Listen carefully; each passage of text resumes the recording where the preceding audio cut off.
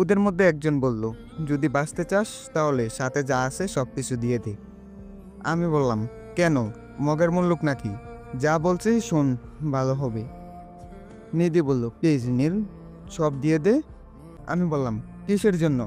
আমি এসব ভয় পাই না। এই বলতেই ওখানের একজন আমার গলায় খুর আটকালো। নিধি আপু ভয় পেয়ে আমার ফোনটা ওদের দিয়ে দিল। এসব পেয়ে ওরা আমাকে ছেড়ে দিল। আরেকজন বলল, হাতের ঘড়িটা দে। আমি বললাম, না, দিতে পারবো না। ঘড়িটা আমাকে নিধি আপুই গিফট করছে, তাই দিলাম না। এটা নিয়ে ওদের সাথে একটু হাতাহাতি হলো। হঠাৎ করে আমার হাতে খুরের একটা দাগ পড়ে গেল। এটা দেখে নিধি আপু নীল বলে চিৎকার দিয়ে ওঠে।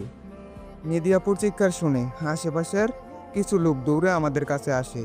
এটা দেখে ছিনতাইকারীরা ভয় পেয়ে পালিয়ে যায়। আমার হাত থেকে ভালো ব্লাড বের হচ্ছে। যতটা না কষ্ট হচ্ছে হাত কাটার জন্য, তার চেয়ে বেশি কষ্ট হচ্ছে নিধি আপুর জন্য। নিধি আপু ব্যাগ থেকে রুমাল বের করে আমার হাতে বেঁধে দিল। আপুর চোখের পানি থামছেই না। আমি বললাম, আরে এভাবে কান্না করার কি আছে? কিছু হয়নি তো। নিধি বলল, আমার জন্যই হয়েছে। আমি বললাম, তোমার জন্য মানে? নিধি বলল, আমি যদি আসার বাহানা না করতাম তাহলে হয়তো হইতো না। আমি বললাম, আরে পাগলি মেয়ে, এটা কপালে ছিল, আর বেশি কিছু হয়নি তো, সামান্য একটু কেটে গেছে। নিধি বলল, একদম চুপ। কত ব্লাড বের হচ্ছে আর তুই বলছিস সামান্য, তাই না? কিছু সময়ের মধ্যে আমাদের এখানে কিছু লোক জড়ো হয়ে গেল।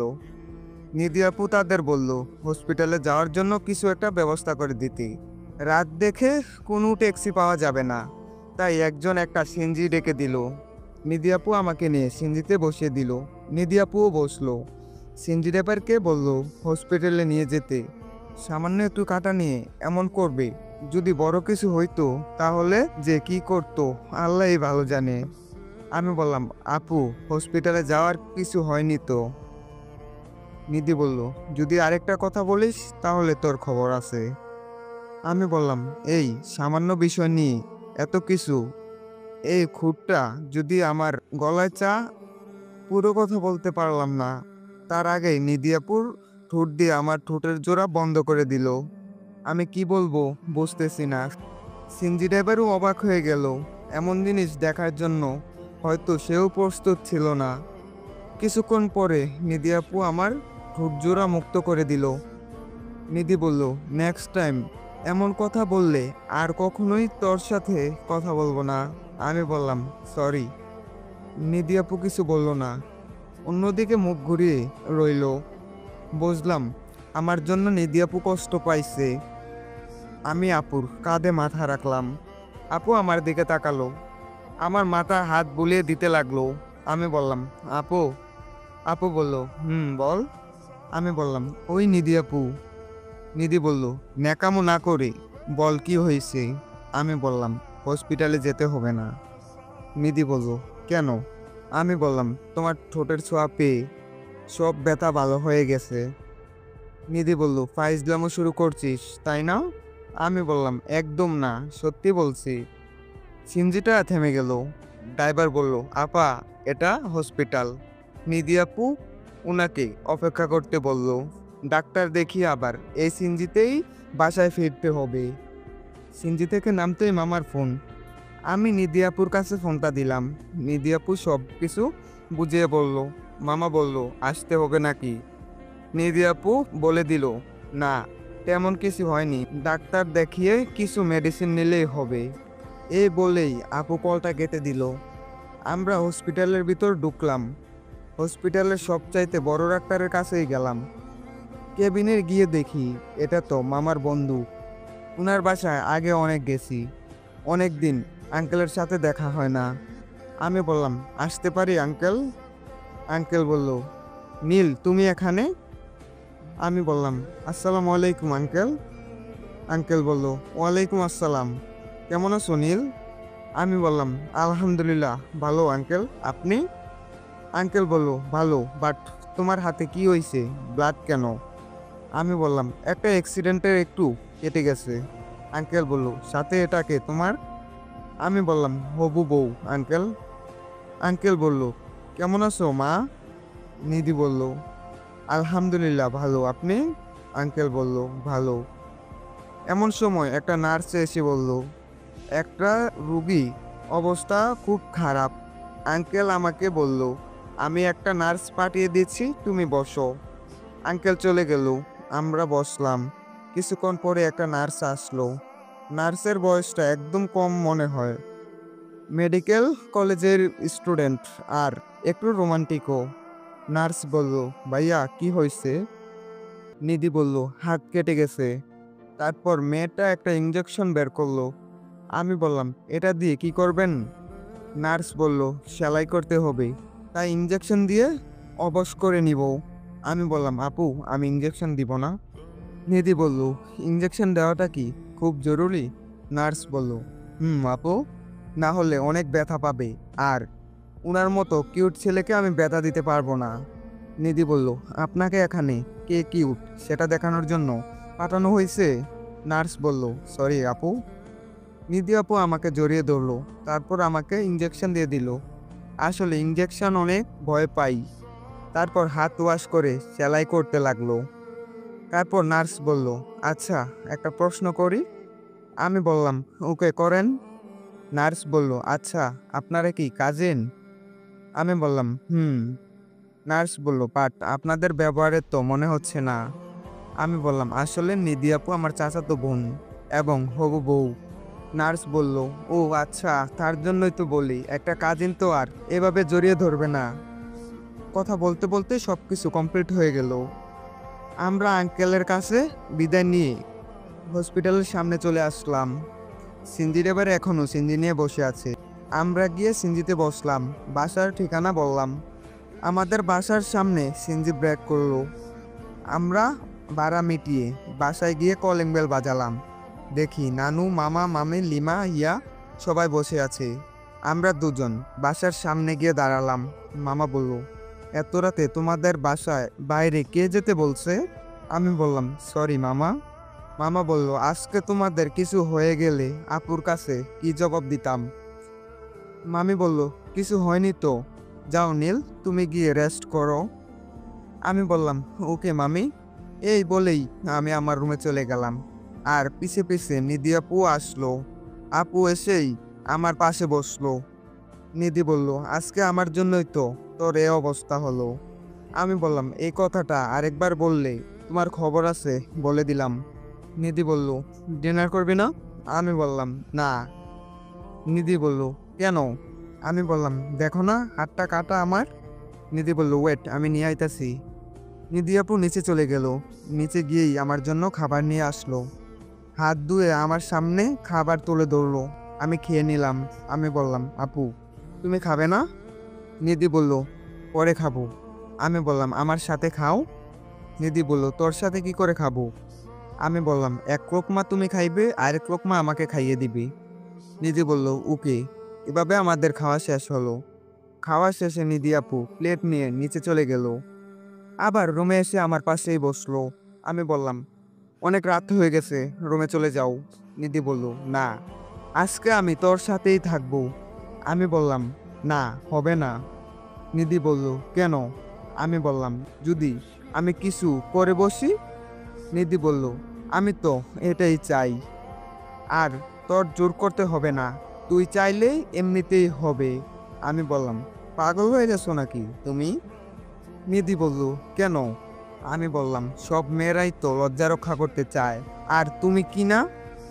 নিধি বলল, তুই তো আমার স্বামী। আমি বললাম, বাট হবু স্বামী। নিধি বলল, দেখ এই কথা, দাঁড়া তোর ব্যবস্থা করতেছি। এই বলেই আপু আমার ফোনটা নিল, নিয়ে আম্মুর নাম্বারে কল করলো। আম্মু কল রিসিভ করলো। আম্মু বলল, কেমন আছোস নীল? নিধি বলল, ছোট আম্মু আমি নিধি। আম্মু বলল, মামুনি বলো। নিধি বলল, ঢাকা আসলে আমাদের বিয়ে দিয়ে দিবি। আম্মু বলল, এত তাড়াতাড়ি করার কি দরকার, তোমাদের লেখাপড়া শেষ হোক তারপর।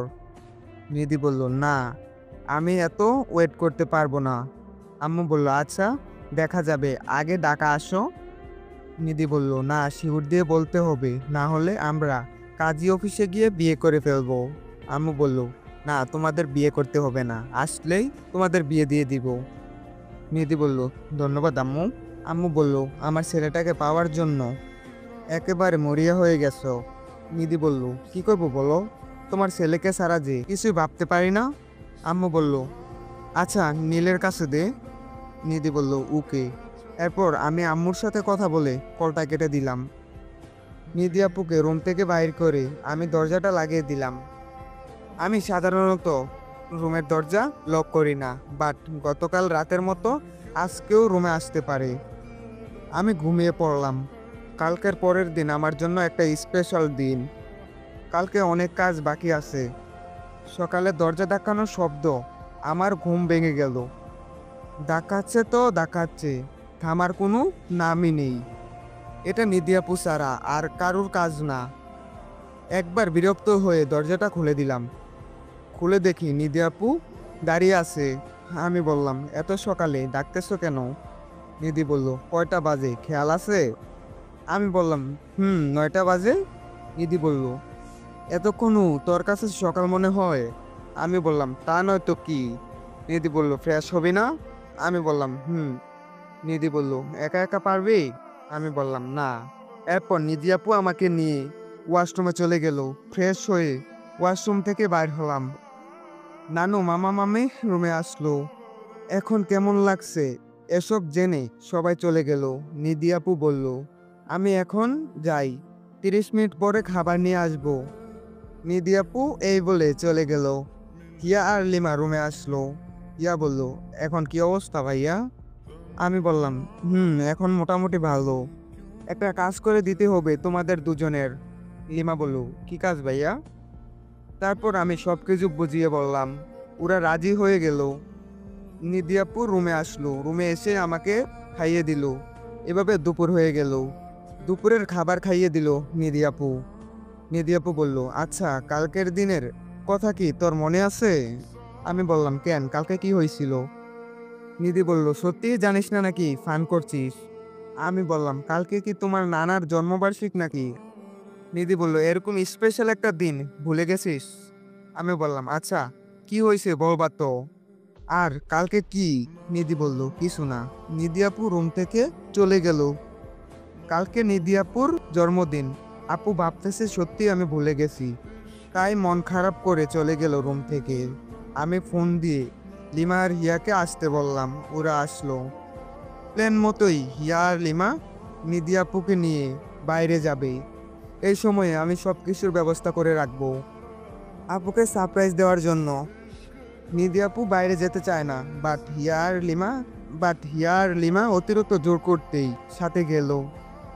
আমি এদিকে সজীবকে কল করে গাড়ি নিয়ে আসতে বললাম।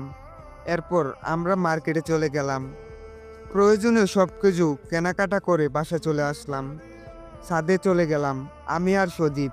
ছাদে গিয়ে ফার্স্টে ছাদ লাইটিং করলাম। আস্তে আস্তে সব কিছু শেষ করলাম। সন্ধ্যা হয়ে গেল। আমি আর সজীব আমার রুমে চলে আসলাম।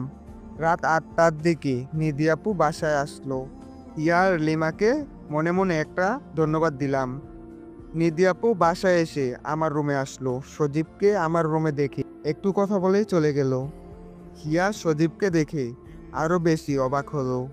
আমি হিয়াকে বললাম নিধি আপুর দিকে নজর রাখতে। কোনো মতেই জানি নিধি আপু ছাদে না যেতে পারে। আর লিমাকে পাঠাইছিলাম ছাদে কিছু কাজ বাকি ছিল, সেগুলো কমপ্লিট করতে। রাতে সবাই ডিনার করে যে যার মতো রুমে চলে গেল। রাত বাজে প্রায় 11টা। আমি সজীবকে ছাদে যেতে বললাম। নানু মামা হিয়া লিমা ছাদে চলে গেল। আমি নিধি আপুর রুমে চলে গেলাম। দেখি আপু পিক তুলতেছে ফোনে। আমি বললাম, আপু। নিধি বলল, তুই আমার রুমে কি মনে করে? আমি বললাম, এদিকে আসো। নিধি বলল, আচ্ছা। নিধি আপু আসলো। আমি নিধি আপুর চোখ বন্ধ করে ফেললাম। নিধি বলল, কি করছিস কি? আমি বললাম, চুপ করে থাকো। আমি নিধি আপুকে কোলে তুলে নিলাম। নিধি আপু বলল, আজকে এত রোমান্টিক। আমি বললাম, এত ওজন কেন তুমি? নিধি বলল, এতটুকুতেই এরকম?